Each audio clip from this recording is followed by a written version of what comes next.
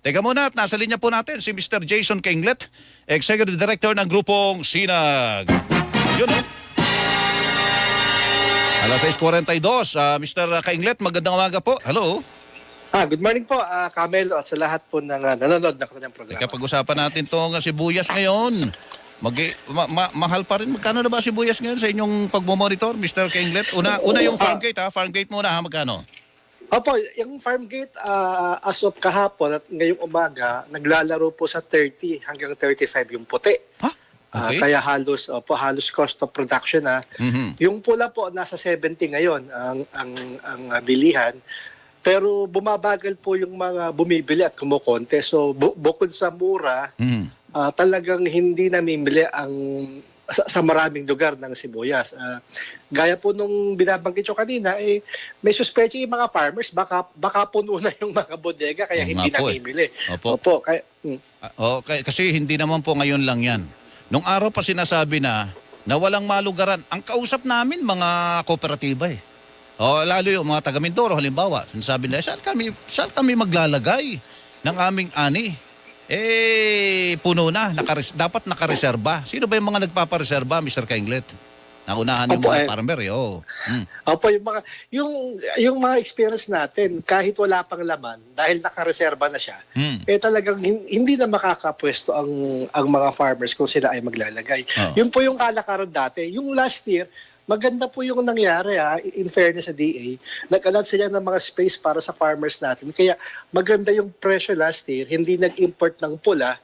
Kaya maraming nagtanim last November, December dahil maganda nga po yung naging presyo nung nakarang taon.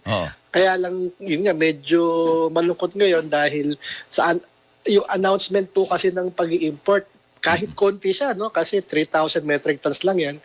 Yun po yung, kumbaga, nagpatabang sa mga sa mga traders na bumili ng sibuyas sa farm gate. Ayun. Pina-inspection daw ni Secretary Laurel yung mga bodega po ng sibuyas para matiyak na hindi iniipit o tinatago ang mga bagong ani ngayong nagsisimula na ang harvest season. Mr. Kainglet. Opo, tama.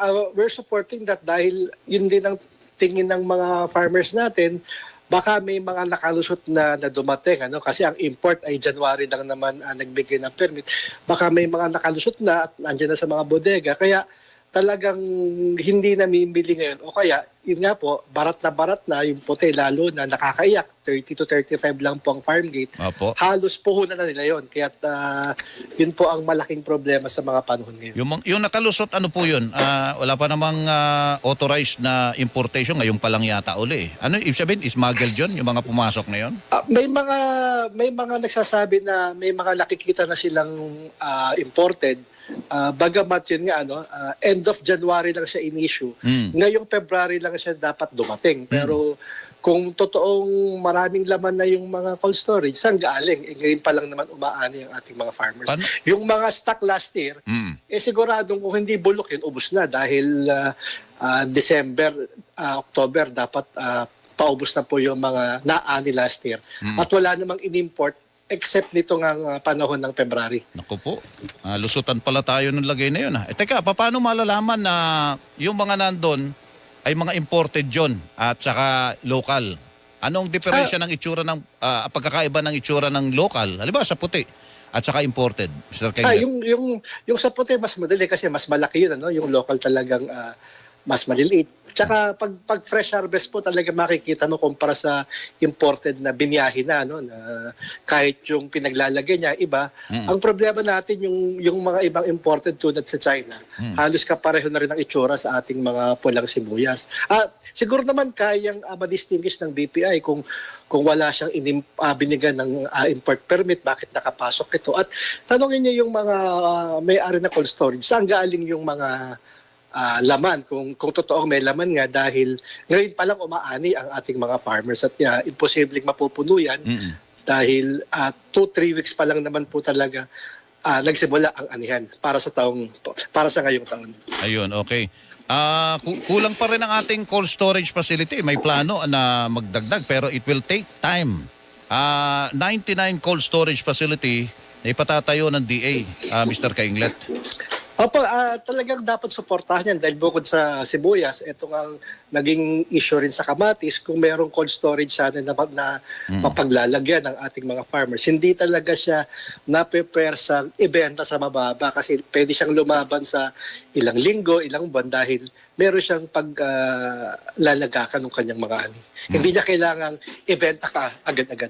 Oo, okay. So yun pala naman. So pero ngayon yung mga cold storage facility natin ngayon, karamihan diyan mga pribado, no?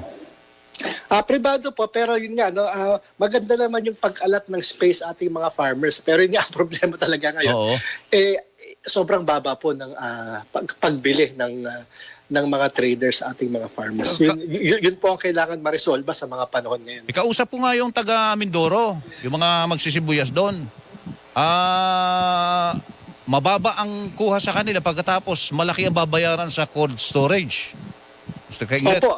Opo, kasama naman niya sa kwenta, talagang merong storage fee. Ang maganda nga po kung ito ay pinapatakbo rin ng gobyerno, sa mas murang halaga siya Yun. upa, no? Kasi ang problema talaga, dahil pribado siya, hindi mo talaga mape-presyon sa gusto mong ibabayad sana, no? Para malagay yung sibuyas. Siguro po, gaya nga ng napag-usapan kanina, habang mababa yung farm kit, sana naman makinabang yung consumers dito sa NCR at sa ilang urban areas. Siguro po kailangan ng within this week kung totoong sa mismong tansya ng DA, iipit, o kaya ay hindi nilalabas, magpatupad na po ng MSRP sa pula at puting sibuyas. Magkano pwedeng MSRP doon sa puti at sa pula?